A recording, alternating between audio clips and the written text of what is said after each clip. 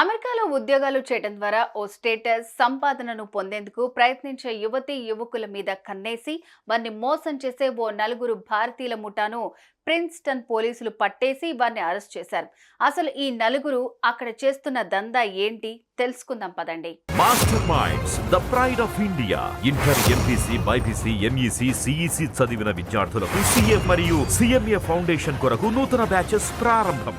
శతకోటి దరిద్రాలకు అనంతకోటి ఉపాయాలు అన్న సామెతను చక్కగా వంట పట్టించుకున్న ఈ నలుగురు భారతీయుల పేర్లు చందన్ దాసిరెడ్డి, ద్వారకా గుండా, సంతోష్ కట్కూరి, అనిల్ మాలే.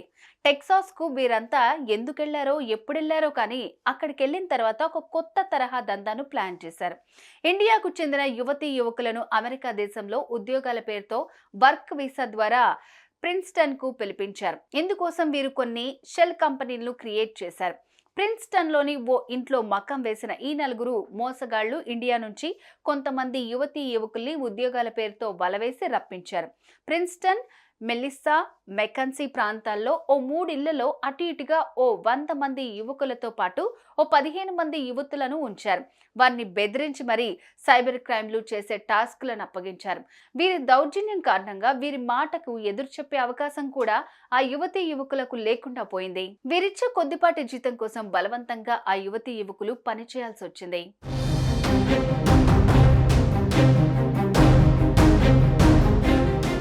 గత కొంతకాలంగా సీక్రెట్ గా సాగుతున్న ఈ దందా ప్రిన్స్టన్ ప్రాంతంలోని కొందరు స్థానికుల చొరవతో బయటపడింది.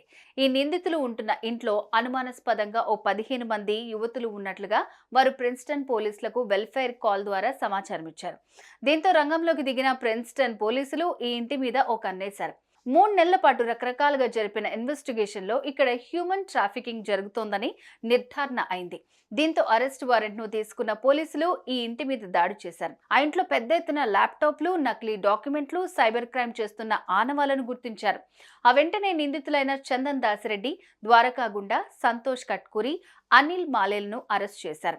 ఈ దందాకు సంబంధించి జరిపిన ప్రాథమిక విచారణలో ప్రిన్స్టన్ లోనే కాకుండా మెలిస్సా, మెకన్సీ ప్రాంతాల్లో కూడా ఈ గూడుకుటాని సాగుతున్నట్లుగా బయటపడింది.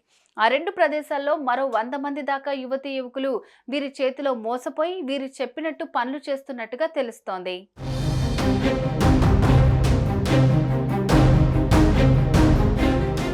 ఇలా షెల్ కంపెనీలు పెట్టి ఏటా ప్రపంచవ్యాప్తంగా సుమారు 15,000 నుంచి 18,000 దాకా కొంతమంది అమెరికాకు తీసుకువస్తున్నట్లు తేలింది.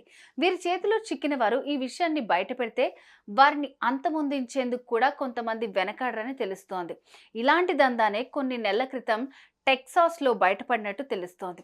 ఈ క్రమంలో ఇలా వర్క్ వీసాతో అమెరికా దేశానికి వచ్చి మోసగాళ్ల వల్ల చిక్కుకున్న వారి గురించి కూపీ లాగేందుకు అమెరికా పోలీసులు ఓ కార్యాచరణ రూపొందించినట్లుగా తెలుస్తోంది. అటు ఈ తాజా స్కామ్ కు సంబంధించిన పూర్తి వివరాలు, ఈ ముఠా అరాచకాలు కొద్ది రోజుల్లో పూర్తిగా వెల్లడి కానున్నాయి. సుమన్ టీవీలో మీ పర్సనల్ అండ్ బిజినెస్ ప్రమోషన్స్ కోసం కింది నెంబర్కి కాంటాక్ట్ చేయండి.